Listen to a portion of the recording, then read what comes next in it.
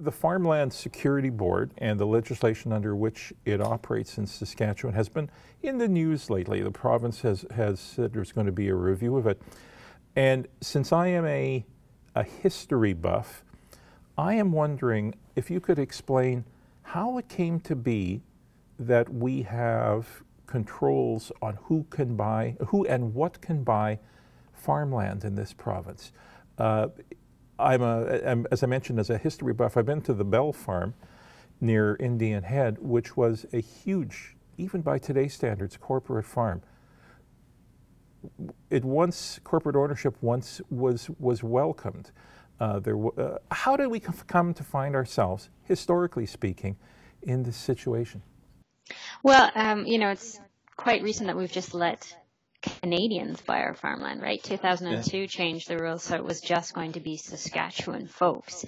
And it has always been, my understanding was there was some concern about corporate farming, but more of it came from the pressure to the west of us, the money that could come in from Alberta to buy up Saskatchewan farmland. And so there was a deliberate choice in the 70s to keep farmland prices low by limiting the amount of people who could purchase it. And so it was a way of getting people into farming, or keeping people in farming so that new farmers could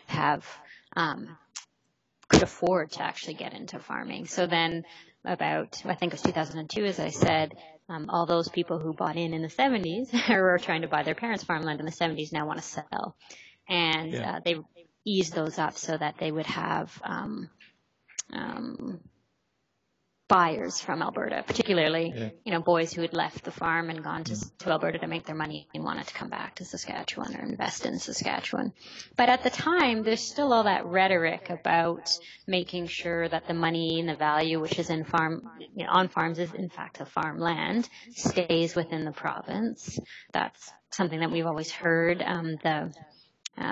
Experiences, particularly in the American South, with tenant farming and that sort of absentee landlord, not caring about the community, those kinds of things were part of the rhetoric as well. But I do think the main motivator at that time would have been ensuring that Saskatchewan people could afford farmland and invest in farming.